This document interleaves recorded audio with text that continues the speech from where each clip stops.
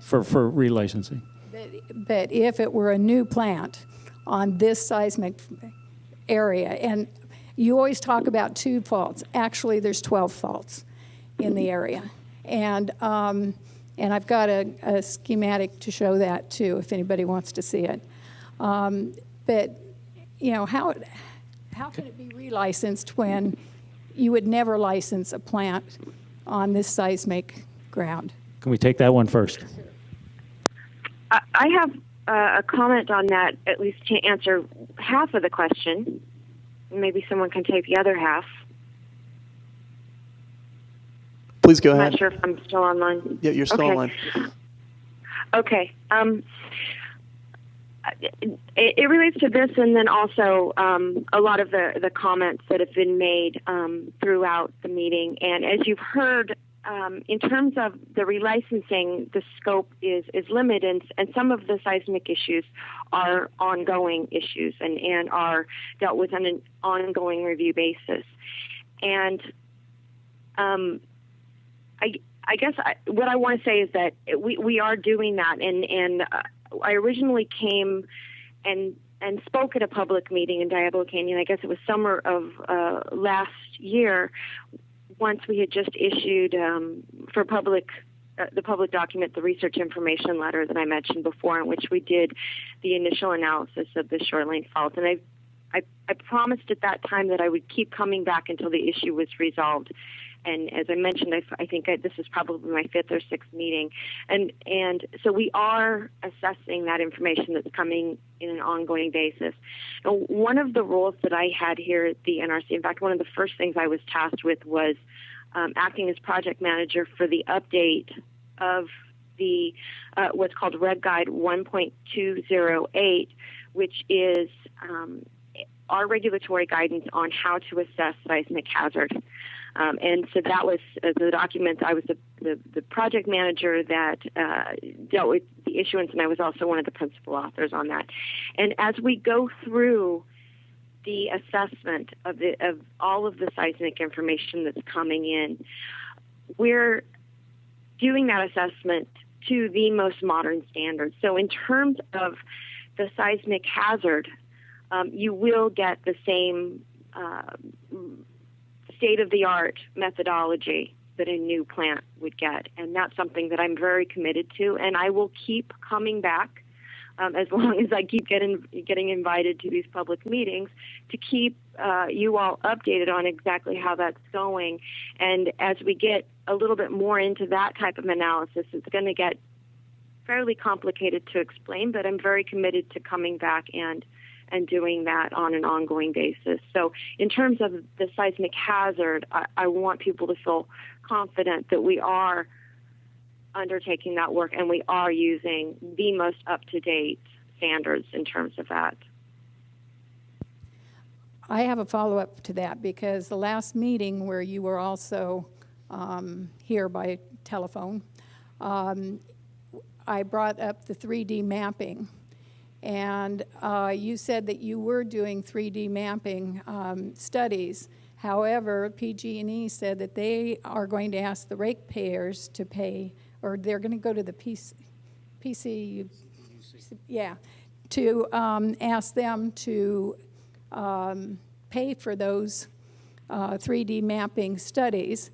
And you were going to check in to see what studies they were going to ask to be to pay for, since you've already done them, supposedly. Did you follow up on that? No. Yeah. Okay, so let me clarify that a little bit. No, there's been several of these meetings, and we've discussed it multiple times, so I'm not sure exactly which discussion this was. But I did have a question. I guess it was 2 weeks ago, maybe. Related, and the question was, were we going to have 3D information? And there are multiple methods of getting subsurface information, which provide insight into the seismic structure in a region. So there's ongoing work to try to get the 3D seismic profiling done. and that's moving forward. But we already have other types of 3D mapping that's available to us, and all of these data sets together, because some of these, they work in different frequency ranges. So some of them go deeper, but don't give as clear a picture. Some go shallower and give you a very good picture just right under the surface. All of these different data sets work together. So regardless of the 3D seismic mapping, which is a topic of discussion, we will have additional 3D information. I hope, does that clarify it a little bit? We'll have a 3D picture regardless. So you're going to do everything that PG&E was going to do as well? We'll take the information that's provided by them and do an independent analysis of all of the data that's provided. So you're going to take the data that PG&E does. Is that what I'm hearing? The raw data. What is done in seismic hazard study, there's multiple steps. So one is looking at all of the sort of data sets that come in, things like seismic record databases, so all of the seismographic information.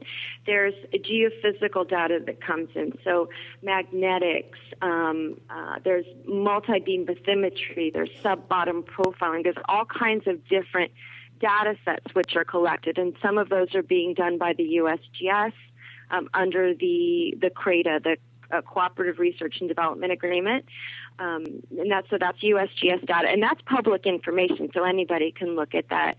They're also doing a whole series of other types of data acquisition.